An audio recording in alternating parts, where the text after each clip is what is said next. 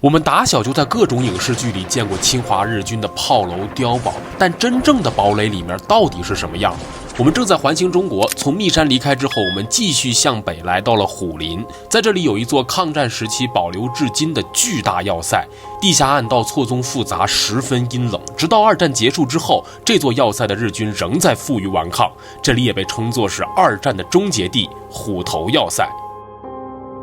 侵华日军留下的大型要塞遗迹多集中在东北地区，包括虎头要塞在内，共有17座重点要塞，分布在苏联与伪满洲国的边境地带。建设要塞的目的就是为了监控并防御苏军。虎头要塞是这一系列要塞群中最重要的，也是规模最大的要塞之一。真的非常的幽深。现在从这个地方下来之后，我们拿了一个头灯。对，因为这里面还是特别暗，对，它有一些简易的照明，但是，整体而言还是比较暗的。但是你进来之后，你会感觉特别的潮，然后特别冷。对，比外面感觉能冷个几度这个位置。不，绝对不止几度，绝对要超过10度了。因为我现在穿的是一件外套啊，这是夏天，盛夏了，快到7月了。哎，这里是一个岗哨。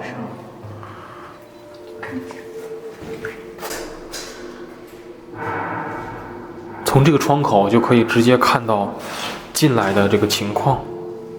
这是一个岗哨，我们继续往里走吧。咱俩别分太远。好。我说实话，有点难受，在这样一个环境里，就是它本身在生理上，就是体感上不是特别的舒服嘛。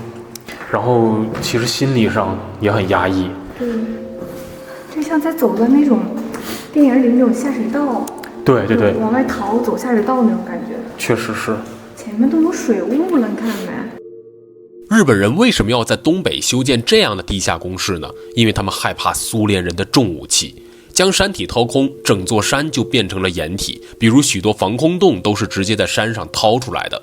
除了东北地区以外，日本在太平洋战场上也经常修筑这样的地下工事，例如硫磺岛，整座山都被掏空了，给攻岛的美军带来了很大的麻烦。地下工事的主要用途是连通各个阵地，以及为士兵提供掩护，所以在这里面你能够看到许多生活设施，例如厨房、粮食蔬菜都有专门的储藏间。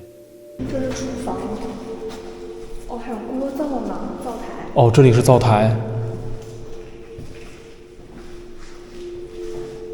前面是粮菜库，存放这个粮食和菜品的地方。但是你有没有发现，真的在粮菜库这边就没有那么潮？对，地面是干净的，而且它的排水沟也做了这样的一个延伸的设计。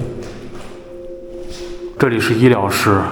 地上有一些小钢筋，就是当时他们固定手术台用的。跟医疗室连在一起的就是病房，有很多的日军的伤员就在这边接受治疗，然后就被放置在这个病房里。继续往前走。哎呦，浴池，还修了个浴池。这地上都贴着瓷砖。这墙上也都是瓷砖印儿，是吧？浴池，现在保留了一个，但当时应该是有3个的。看着空间划分来讲的话，都瓷砖印儿了。都有瓷砖印儿，对。他们其实不仅是一个军事设施，也是一个生活设施嘛。除了生活起居以外，整个要塞战时的指挥中枢也布置在其中，官兵分开。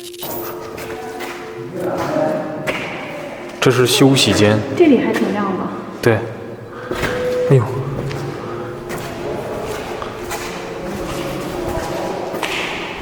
这应该是日军休息的地方，里面是将校间，相当于是领导的住所。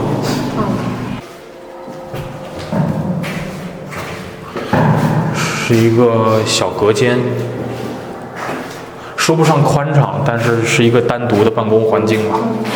在之前很著名的电影《帝国的毁灭》中，希特勒就是在他的地下指挥所狼堡完成对德军最后的部署。日军对于虎头要塞的防御煞费苦心，曾经专门从本土调运一门口径41厘米的巨炮部署在这里。41厘米啊，相当于水缸口那么大。为了防止苏军发现，他们先分解再运输组装。这门巨炮虽然是一件极具震慑力的兵器，但实际上并没有发挥什么作用。1945年8月，苏军进攻虎林要塞时，这座亚洲第一巨炮仅发射了10余发炮弹就被苏军摧毁了。再之后，苏军强渡乌苏里江进攻虎头要塞，在苏军重火力的覆盖之下，日军地面阵地被严重破坏，卡秋莎火箭炮呼啸着给予侵略者极大的杀伤。日军躲进地下要塞与苏军周旋期间，他们在地下收到了日本投降的消息，但因为与其他要塞的通讯已经中断，日军判断投降消息是假消息，继续顽抗。没有联系上吗？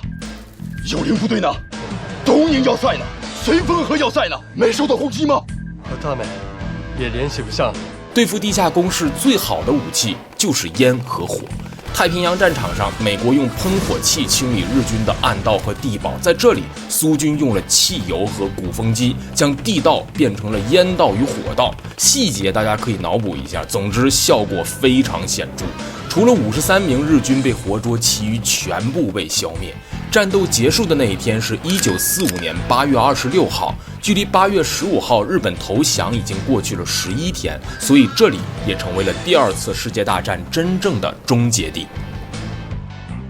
可能许多人要问了，这么阴森的暗道，你们2个人难道不害怕吗？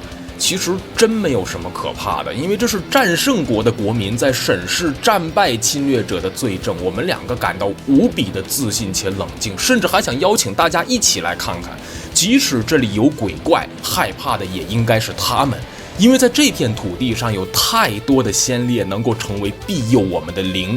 走出暗道，重见天日，回到洞口可以清楚地看见寒气向外侵袭，但它一遇到灼灼阳光，便在一瞬间消失殆尽，就像邪恶永远无法战胜正义。距离战争胜利已经过去了78年，我们要以怎样的心态来面对那段历史呢？我们要像太阳一般自信，向前跑，继续去守护那份来之不易的胜利吧。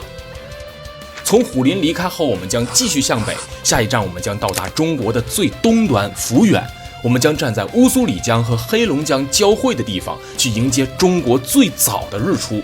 现在关注我们，一起环行中国吧。